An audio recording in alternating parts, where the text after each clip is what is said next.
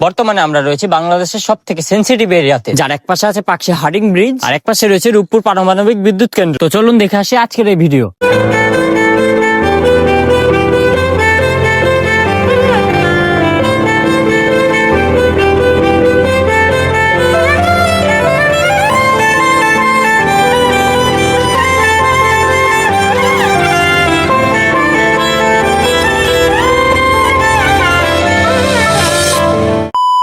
প্রথমে আমি আর জনি বাসা থেকে বের হয়ে চলে আসি রাজশাহী রেলওয়ে স্টেশন। তারপর আমাদের সাথে নতুন করে অ্যাড হয় রুমন। আর জনির সাথে রুমনের অনেকদিন পর দেখা হলো, তার কারণে তারা হ্যান্ডশেক করে নিল। তারপর আমরা তিনজন মিলে চলে গেলাম রাজশাহী রেলওয়ে স্টেশনের ভিতরে।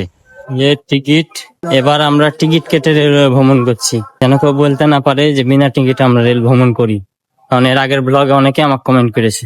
এই হচ্ছে টুঙ্গিপাড়া এক্সপ্রেস ট্রেন, যা একসময় যাত্রীদের কারণে এই ট্রেনে দাঁড়ানোর মতো জায়গা থাকতো না, আর এখন এই ট্রেন সম্পূর্ণ ফাঁকা যায়। বেশখানেক পর আমাদের ট্রেনটি রাজশাহী রেল স্টেশন থেকে ছেড়ে দেয়, আর পরবর্তী গন্তব্য স্থান হচ্ছে ঈশ্বরদী জংশন।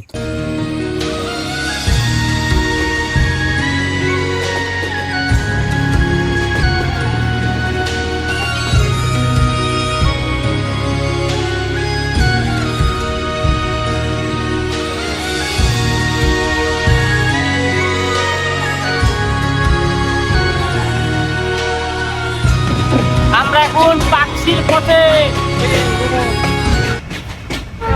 আমরা এখন বর্তমানে আসলাম ঈশ্বরদী রেলওয়ে স্টেশন, মানে ঈশ্বরদী জংশন। এখানে সব ট্রেন এসে ব্রেক দেয়, মানে উত্তরাঞ্চলের যে কোনো ট্রেন এখানে এসে থামা লাগবে। এটা হচ্ছে একটা জংশন পয়েন্ট, এখান থেকে সব মানে বাংলাদেশের সব জায়গাতে ট্রেন যায়। তারপরে সেখান থেকে একটা অটো রিজার্ভ করে আমরা সোজা গ্রিন সিটি হয়ে চলে আসি রূপপুর মোড়ে। তারপরে সেখান থেকে একটা সিএনজি ভাড়া করে চলে আসি সোজা লালন শাহ সেতুতে, আর সিএনজি ভাড়া পড়েছিল জনপ্রতি 20 টাকা করে।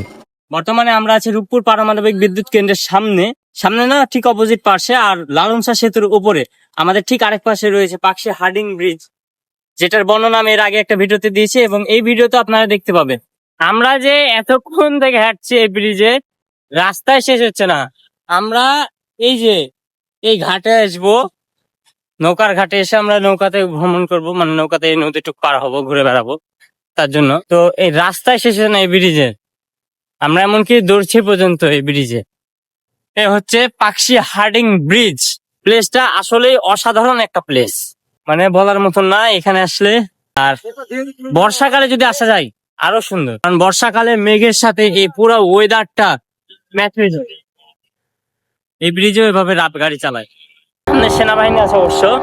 ওই সামনের দিকে যাবো, আমরা এখন যাব সামনের দিকে। সামনে একটি পার্ক আছে, নাম হচ্ছে মনি পার্ক। দেখি যে ট্রাই করে ঢুকা যায় কিনা, যেহেতু ওয়েদার নাই তাও ট্রাই করছি, যদি যাওয়া যায় ইনশাল্লাহ আমরা আছি। আপনাদেরকে ওই পার্কটাও ঘুরে দেখাবো। আমার অনেক দিনের ইচ্ছা যে এই যে পাকশি হার্ডিং ব্রিজের ওই একবারে শেষ সীমানাতে নিচে নামতে দেয়, ওই জায়গাতে যে একটা ছবি তোলার। দেখা যাক আমরা পারি কি। শেষমেশ আমরা সেই জায়গাতে যেতে পেরেছিলাম, কিন্তু ওয়েদার না থাকার কারণে আমরা ছবি বা ভিডিও কোনোটাই তুলতে পারিনি। এই রূপপুরের আশেপাশে কার কার বাড়ি, আপনারা যদি ভিডিও দেখেন তাহলে কমেন্ট করবেন। তো যাই হোক, আজকের ভিডিওটা অনেক বড় হয়ে গেছে, তো আর ভিডিওটা করছি না। তো দেখা হচ্ছে পরবর্তী কোনো ভিডিওতে, সবাই সাথে থাকবেন আর ফলো দিয়ে দেবেন পেজে। ধন্যবাদ।